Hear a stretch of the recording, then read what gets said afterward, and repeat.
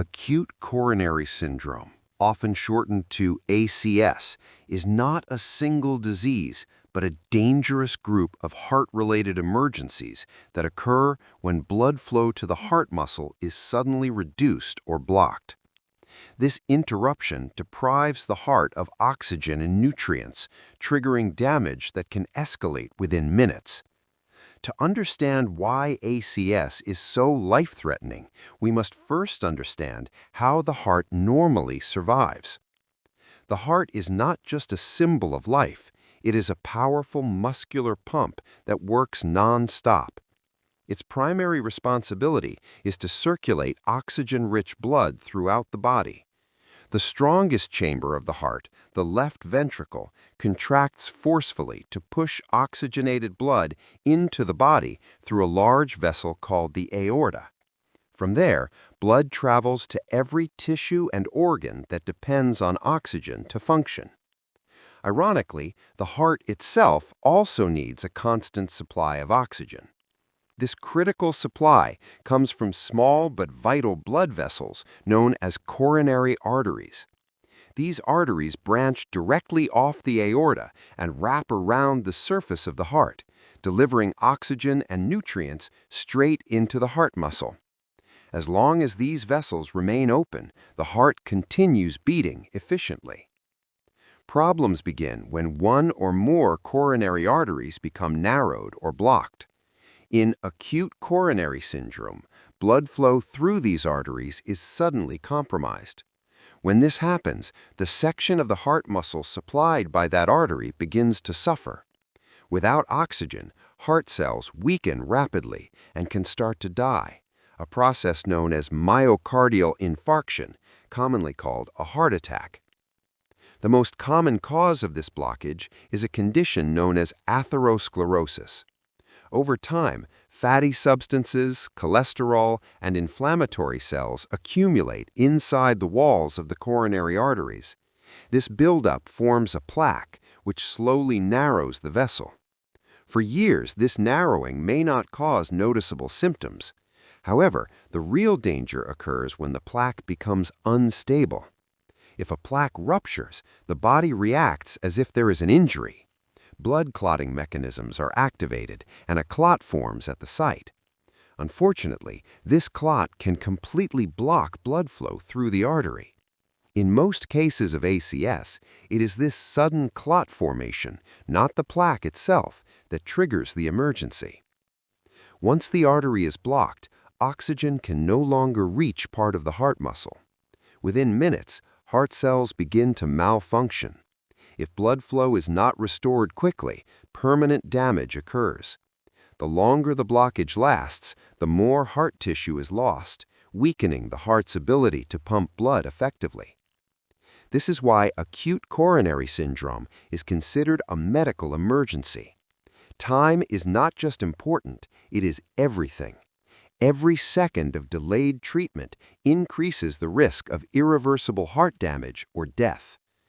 But plaque rupture is not the only way a coronary artery can suddenly fail. There are other hidden triggers that can strike without warning, and they may surprise you.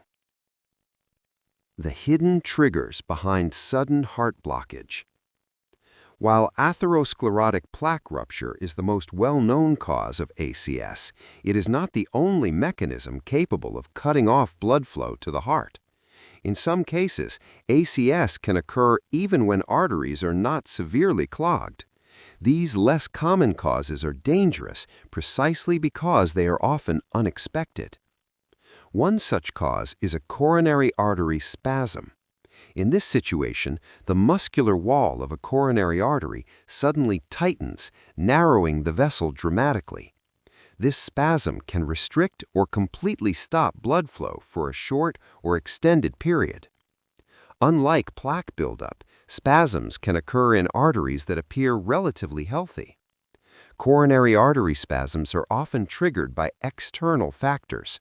Smoking, certain recreational drugs, exposure to cold temperatures, and intense emotional stress can all provoke sudden vessel constriction. Even medications that stimulate the nervous system may contribute. When the artery tightens, the heart muscle is suddenly starved of oxygen, producing symptoms similar to a heart attack. Another rare but serious cause of acute coronary syndrome is coronary artery dissection.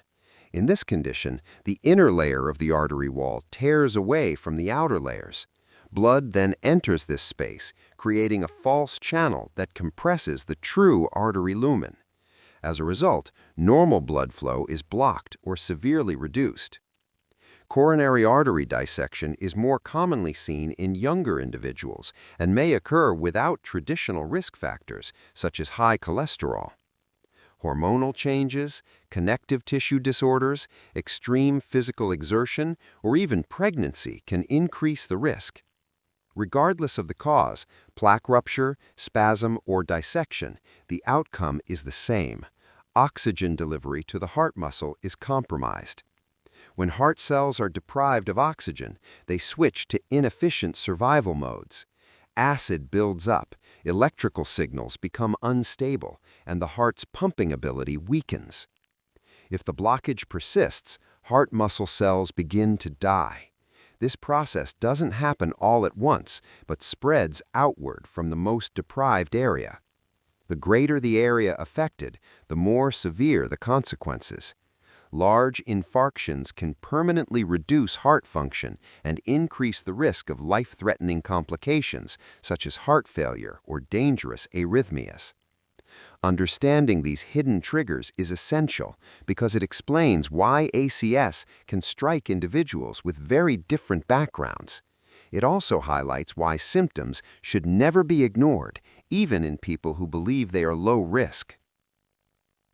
Now that we know what causes the blockage, the next question is critical. How does the body warn us that the heart is in trouble? Warning signs the heart sends before it's too late. The most recognizable symptom of acute coronary syndrome is chest discomfort, but it does not always appear the same way in every person. Many patients describe it as pressure, tightness, squeezing, or burning sensation in the center or left side of the chest. This discomfort is medically referred to as angina. Angina may spread beyond the chest.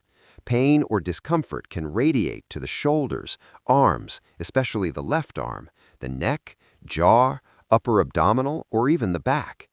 In some individuals, the chest pain is mild or absent, while other symptoms dominate.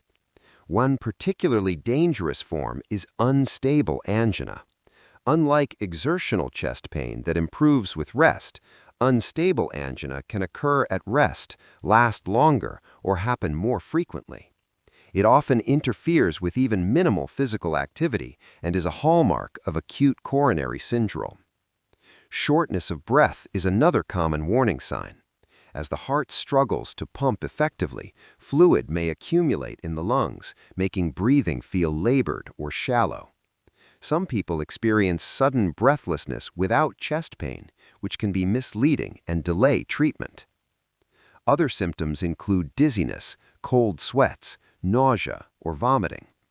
These occur due to activation of the body's stress response and reduced blood flow to vital organs.